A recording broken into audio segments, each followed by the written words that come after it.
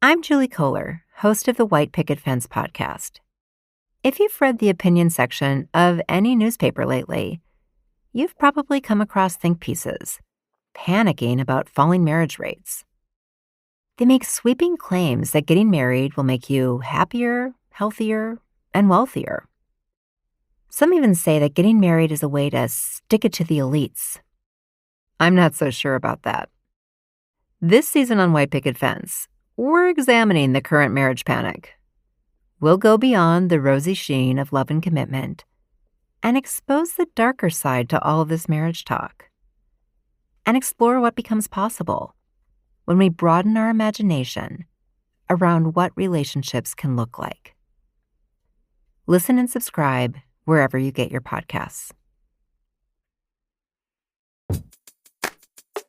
Welcome back, Brown Girls. A'shanti here, the founder of the Brown Girls Guide to Politics, and today we have another episode in our series highlighting women of color leading progressive organizations. Today, we will hear from Kat Calvin, founder of Spread the Vote, and Lakshmi Sridaran, interim executive director of South Asian Americans Leading Together. First up, we'll hear from Kat. Approximately 21 million Americans don't have a voter ID. This is why the work of Spread the Vote is important. In addition to helping with voter IDs, Kat and her team help people get registered to vote and make voting plans to help ease challenges with transportation, childcare, voter education, and more to allow people to show up on Election Day. We're really pumped to have you on to talk about all the great work that you're doing with Spread the Vote. And when I went to your website, what I love is one of the first things you see is the saying, an ID today is a vote tomorrow. So tell us a little bit more about the critical work you're doing to make sure that people have what they need to vote. Sure. So at Spread the Vote, we help people get government-issued ID. And that can be challenging for anyone, but particularly for people who don't and maybe haven't for a while had photo ID, because if you don't have an ID, you can't get a job, you can't get housing, you can't get a lot of types of medical care, shelters that don't let you sleep there if you have ID. Really, ID is really something you need for every part of life. We keep a long list because I'm now like the lady on the internet that everybody sends things you need ID for. And in 34 states, you need ID or identification of some kind in order to vote. What that looks like varies by state. All 50 states, for a variety of reasons, technically are voter ID states. I consider them in certain ways, but there are many states where it's on the books that if you don't have X types of IDs, you can't vote. So not only do people not have the ID that they need to just live healthy and productive lives, but they also don't have the thing that they need in order to access a basic right of citizenship, which is voting. So at Spread the Vote, we help people get those IDs so that they can use them 365 days a year for everything they need just to rebuild and live their lives. And then we also make sure that they have everything they need so that on Election Day, we can take them to the polls. That is great. And you just named so many things that you need an ID for. And you do a lot of work focusing on getting IDs for the formerly incarcerated, which is extremely important. So criminal justice reform is an issue that I'm very passionate about, especially because this population doesn't get a lot of attention and people don't realize that women, especially young Black and brown girls, are unfortunately becoming a sizable portion of the prison population, and they're entering at a young age due to the school to prison pipeline. So getting an ID is very important for them too. It's important on all sides of the process. So, there are so many people who have to seek alternative means of providing for themselves and their family because they don't have the things that they need in order to, to get a job and to be secure. And so, that on the front end can be incredibly painful. We also work with a lot of victims of domestic violence who, when they escape, don't have anything, and then in order to survive, have to make tough choices. But then when folks are released from prison or jail or wherever, because one of the things we've learned is it's not just people who have been serving felonies for a long time who don't have IDs. We work with a lot of county jails where people are just there without even having been convicted of anything, and when they're arrested and put in jail, all of their things are thrown away, and then they get out 2 weeks later, 2 months later, however much, and they don't have the ID they walked in with. And when you disappear for a few weeks, you lose your job, you can lose your house, you lose everything, and all of a sudden their lives are ruined, and they were never even convicted of anything. And so we work with a lot of people in a variety of ways. We go into county jails and prisons and detention centers or in many of our states to help get IDs for folks who are currently incarcerated and going to be released soon, to help work with people like as soon as they're released. We work with a lot of different organizations that are working with people who are formerly and currently incarcerated. And I actually just saw a tweet from you where you said a jail had reached out to you because they wanted to get IDs for several of the people that are going to be released. And you're also raising money to help with that because you do need funding to help people get IDs and get their life back on track. We do. So our average ID cost is $40. And that doesn't, pretty much everyone, when they get out of prison or jail, leaves with some sort of fines or fees. It's one of the many ways that we've set up the criminal justice system to make sure that people fail when they get out. There are very, very, very few. Every once in a while, we encounter like a county jail that has a good system, but there are very, very few corrections facilities that have any sort of system set up for helping people get IDs when they get out, even though they know that they need them. So we work with a lot of facilities themselves who have asked us to come in and help. We have several departments of corrections, including a very large state that just asked us if we could help get IDs for all of the people born out of state who are released from all of their jails and prisons every month, which would be an average of $18,000 a month, which they, of course, will not pay for. If anyone is born out of state, then they will not pay for an out-of-state birth certificate, and that's a place where they come for us and ask us to come in and help because they just can't get funding for that. And, in a lot of states, that adds up to thousands and thousands of people every year. And so for us, then, we're a very small nonprofit run by a little Black girl thinking, okay, how do I find an extra $18,000 a month to be able to help these folks who really need IDs to rebuild their lives, and really the state should be paying for it, but they're not. And we have a lot of state and government agencies that ask us to help them because we are the only national organization that gets IDs, and we've built custom tech. We've done a lot to get very good at it, but we are not, an entire state with a state budget. And so we always sort of joke that we're sort of a secret state agency. There are millions and millions, over 21 million people who need IDs, and government agencies aren't helping with that. Now, you're also doing a lot of work around focusing on our LGBTQ sisters, especially those that are homeless youth and trans women. Would love to hear more about how that work is going. I think especially given some of the things that we're seeing coming out of this presidential administration around rights for trans individuals.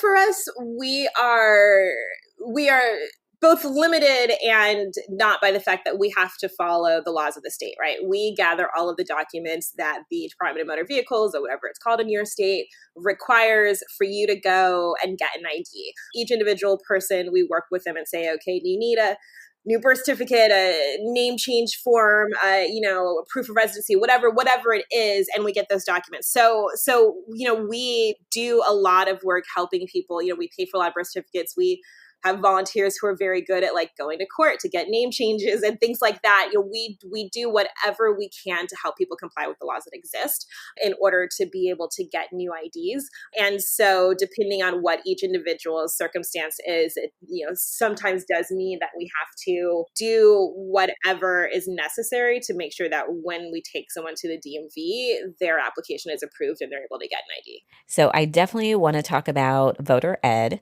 which is Spread the Vote civic and voter education program. And we all know that civics in schools just isn't what it used to be anymore. And I used to work in the Obama administration at the Department of Labor. And whenever I traveled with the secretary, so many people thought that we took care of things that we didn't. We had to let them know these aren't federal level issues. These are actually things that you have to deal with at the state and local government level, which is important because the state and local government does have the biggest impact on people's lives, and we do need more voter engagement there. So can you tell us more about this program and how our listeners can support the work that you're doing with Voter Ed?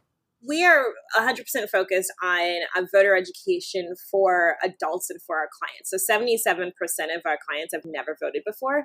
And for us, and one of my sort of just big things on a personal level is, yes, we need a lot more civics in school, but if you get civics in sixth grade and then you walk away and you never get it again, then when you're 18 or 30, and there's no way you're going to know what the Board of Supervisors is or what the Secretary of Labor does. All populations of all educational levels, all demographics, all races, everybody, nobody understands how the government works in this country. And we were pulling up election guides and they were just really advanced and not designed for first-time voters, and particularly first-time voters who may be first-time voters in their 40s, 50s, or 70s, which we've had. And so we started by building our own election guides, which we now do every year, that are very sort of voting 101. Here's how you vote. Here's what your rights are. Here's what you're voting for, like what this office actually does, along with who your options are. And that has been really helpful and a really great way for us to help make sure that our clients are all empowered to go to the polls. We have a huge problem in this country with people with disabilities being told that they can't vote, regardless of what that disability is and what the law actually is. And we work with a lot of disabled clients who say, oh, well, I've always been told we can't vote. It's like, no, of course you can vote. You can vote. And here's all the things they have to have at your polling place to make sure you can vote. And so we've built out these modules and we've got partners all over the country who are working with now and testing out, all right, how do we set this up to make it as easy as possible for our partners to be able to create some sort of regular system where they're educating their clients and where we're tracking the impact and where we're making sure that feels completely empowered when they walk into their polling place to know exactly what they're doing and exactly how they want to vote. All right, Kat. So you are clearly an expert on this. We're going to be going into 2020. By this time, I feel we're in 2020. We've finished the November elections in 2019. Give our listeners 3 things that they can do to better help people be prepared to vote. Okay. Well, I will be doing a whole series on this next year, so you can stay tuned. But 83% of eligible voters in this country are registered to vote. Only about 50% actually turn out. And those tens and tens of millions of people in between that are the audience we need to capture. That's the largest population of voters in America, is registered voters who don't vote. So when we're looking at how we're actually thinking about voter turnout, how we're thinking about how we're working to help people vote, what we need to be looking at is, what are all of the barriers that stop people in my community from voting? Things like transportation is huge, right? Childcare is huge. Education is a really big barrier for people. If you speak English as a second language, if you have a disability, very real and sort of imagined because they've been ginned up by the press and social media, fears on election security. If you work an hourly job and you need a boss to let you go off to vote and you can't, right? And so there are so many different things that stop people who want to vote and who are registered to vote from actually voting. And those are the things we really need to focus on in our communities. One of the things that happened a lot in 2018 that was great, that I'm hoping happens a lot in 2020, is a lot of people put on voting parties and invited their friends and had fabulous brunches and invited, nerds like me who like to talk a lot to talk about what was on the ballot and then talk through and debate the ballot measures and et cetera, and really have a sense of what was on the ballot, which made it much more likely that they were going to go to vote and feel confident and turn in their ballots. So thinking about, are my friends voting? Because a lot of your friends are not voting, and a lot of your friends are not voting because they don't think it's important or because they don't care, but because voting is really hard in this country. And so I think looking at, what are your friends and family doing? What are the needs in your community? And then, I think the last piece is really focusing, and you said this before, and I'm so glad, on state and local elections. We all focus on the Iron Throne, and it's all anyone talks about. It's presidential. Well, and it is, when you talk to people about voting, especially people who don't vote often, and you just talk about the presidential election, what we find is one of the first things they'll say is, well, yeah, but there's like 50 million people voting for that. Fine, that's fair. And there's the Electoral College, and it's really confusing, and that it's a fair perspective of someone who's never voted before. But when you talk to them and you say, okay, but let me talk to you about city council or the mayor or the sheriff or, the House of Representatives, which are all local elections, and how small those margins of victories are, right? That it'll be you, and depending on the size of your town, how critical those state and local elections are, that those offices are really the ones that run your life, and how few people decide who gets those offices, that's when people really start to open up and wake up and realize how important their vote is. And then when they're in there voting for all those things, the president will be on the ballot anyways and they'll vote for someone. But it is far less likely to attract people who are afraid that their vote doesn't matter than if they understand how critical their voice is to deciding local elections.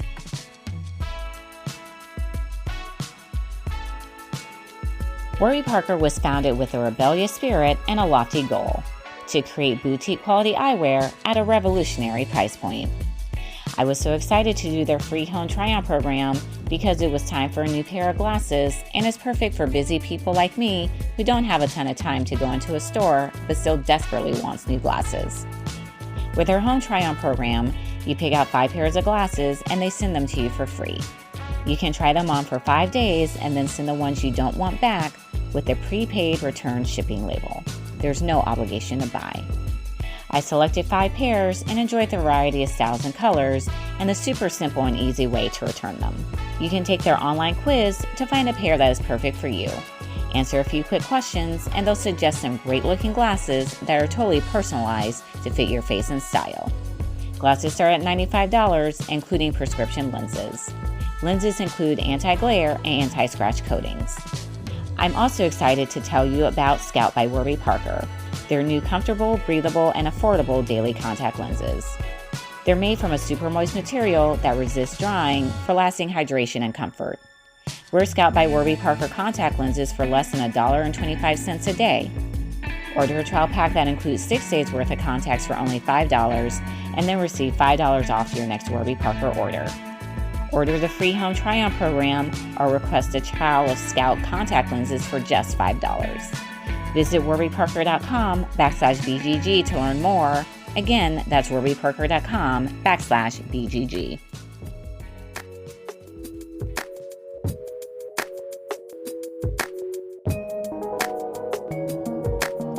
South Asian Americans Leading Together, SALT, is a national, nonpartisan, nonprofit organization that fights for racial justice and advocates for the civil rights of all South Asians in the United States.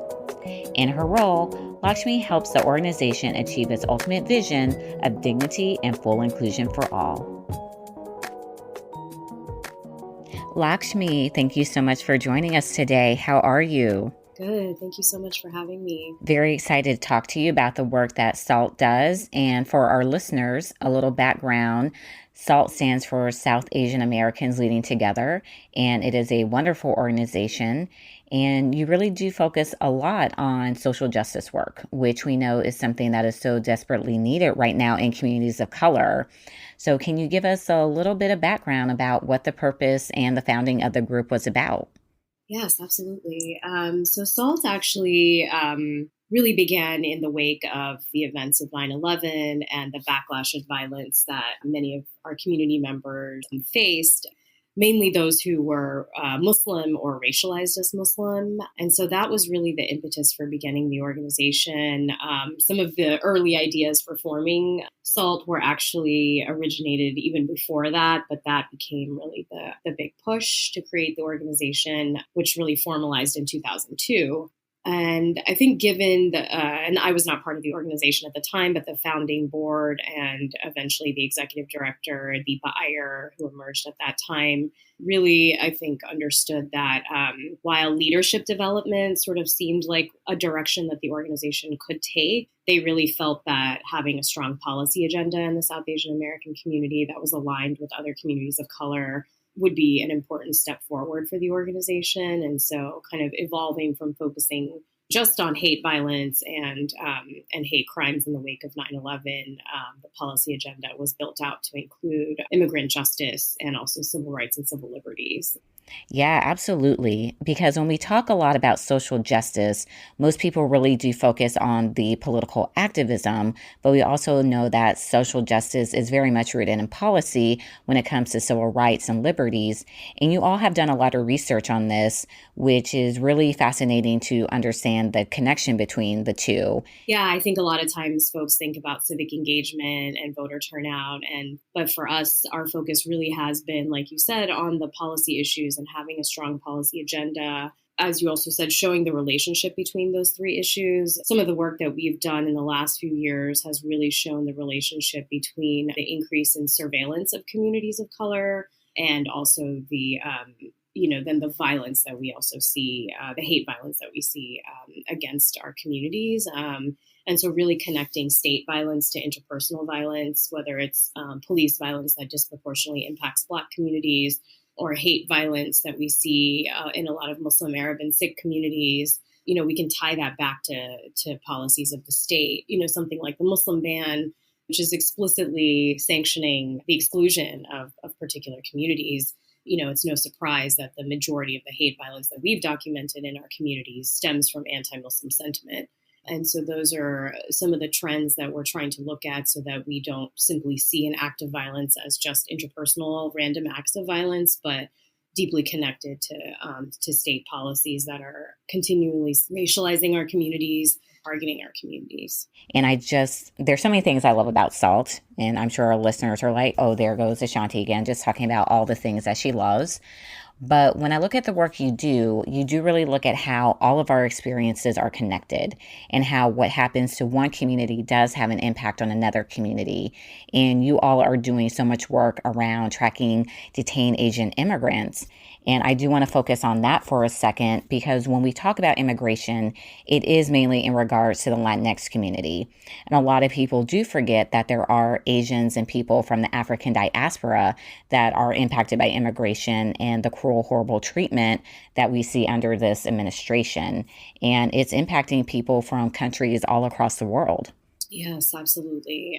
Thank you for raising that. And that has been an issue that's really important to us. And it's, the way we approach that is not to really take away the communities that are, most largely impacted by those issues, which does tend to be the Latinx community, given just sort of our history of immigration policy, but to really show the range of communities who are impacted, which certainly includes folks from the African diaspora and Asian countries. And so one of the things that we've been doing, and there are many local groups on the ground who we work with that have been observing who live along the U.S.-Mexico border and have been seeing the number of people who are crossing the border and seeking asylum and supporting them. And what we've been doing at the national level has really been documenting the rise in specifically South Asian asylum seekers. And, we saw a rise just between 2017 and 2018, triple the number of just asylum seekers from India alone who were apprehended at the U.S.-Mexico border. That number went up from 3,000 in fiscal year 2017 to 9,000 in fiscal year 2018. And that certainly is a narrative which we really don't hear a lot about. And when these migrants do come to the U.S., they're often sharing their migration pathways from South and Central America. Once they fly into one of those countries, they're joining other migrants from other countries by foot, crossing the U.S.-Mexico border and seeking asylum. And I think particularly for migrants from African nations and Asian nations, there's very little understanding of the political and religious repression that folks are facing in their countries of origin, and just a real denial of asylum claims across the board. And then, of course, the really poor treatment of asylum seekers in detention. Many of them are languishing in facilities for years without their cases being heard. And so these are some of the stories that we've been uplifting, and particularly in El Paso, the work that we've been doing with the Detained Migrant Solidarity Committee and Advocates Visitors for Immigrants in Detention. Those are two groups in El Paso that support migrants from the African diaspora, Asian diaspora, and Latinx countries, and they've just been doing tremendous work with asylum seekers. In our case, who are from South Asia, who have gone on hunger strike actually to protest the really terrible conditions they're facing in detention, which include denial of religious accommodations, lack of language access, which is mandated under the law, forced solitary confinement, and then just really brutal force feeding when they go on hunger strike. These are some of the conditions that asylum seekers are facing, and through our work, and really the credit goes to the local groups, 4 asylum seekers have been released this year with the advocacy efforts. And so we plan to continue raising awareness about this. Given everything that you talked about, what are some of the ways that our listeners can support your work? Yeah, absolutely.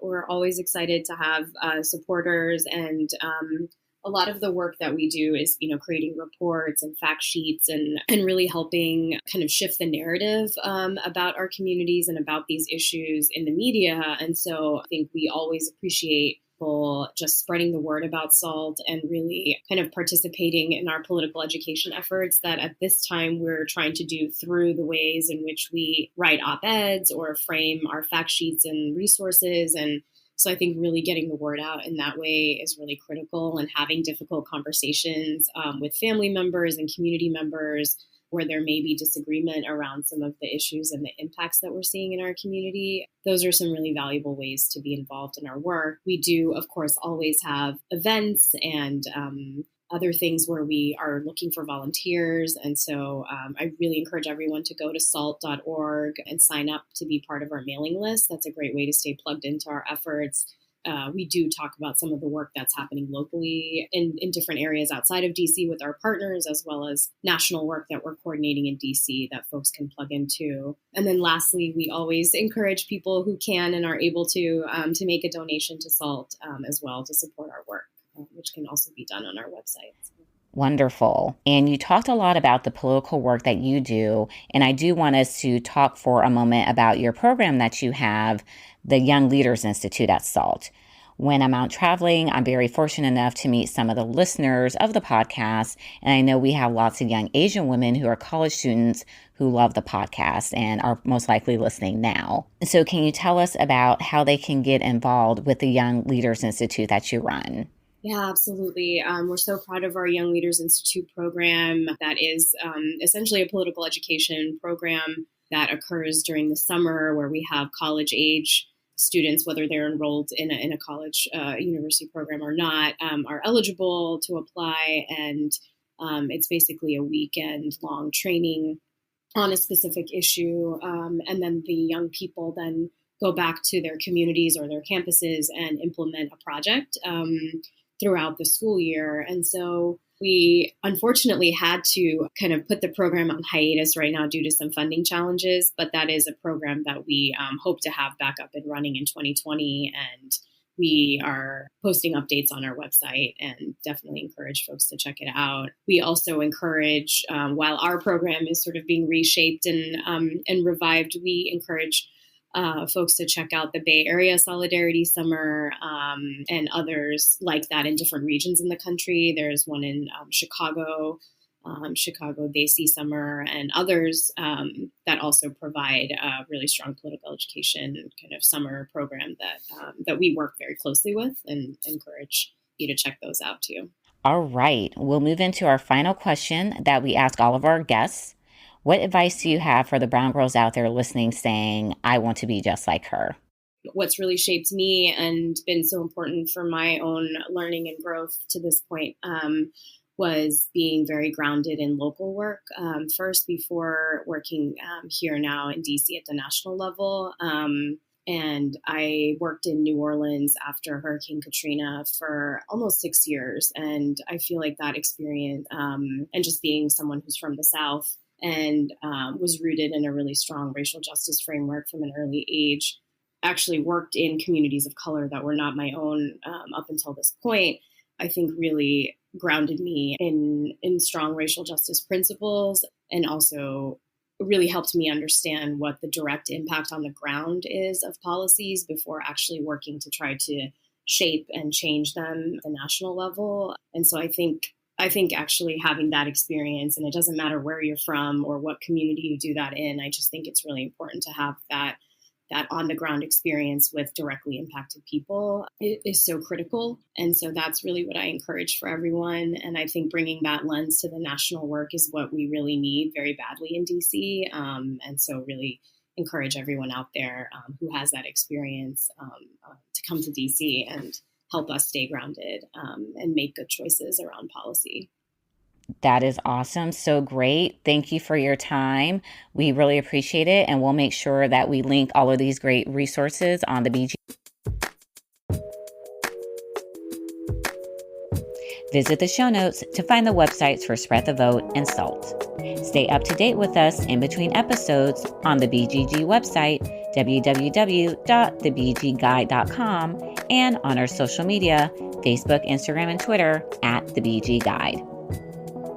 The Brown Girls Guide to Politics podcast is produced by Wonder Media Network. You can find them on Instagram @WMN.media and on Twitter @WMNmedia. Until next time, Brown Girls.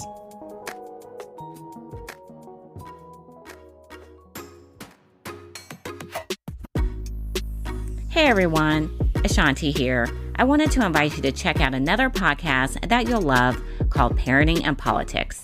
Parenting and Politics is a podcast that looks at parenting through a political lens. The host and creator, Diana Limanji, wants parents to know that they have power and that they can make a difference. She has interviewed guests on topics such as reproductive freedom, early childhood education, asylum-seeking families, the power of Black moms and activist fatigue, just to name a few. Because Diana is a parent and activist, she always takes the time to discuss self-care with her guests as well. Every conversation will leave you inspired and make you want to take action to change the world. If you're a parent that wants to be informed, empowered, and inspired, check out Parenting and Politics wherever you listen to your podcasts. You can also check them out on Instagram @Parenting and Politics. Tell her your friends from the BGG sent you.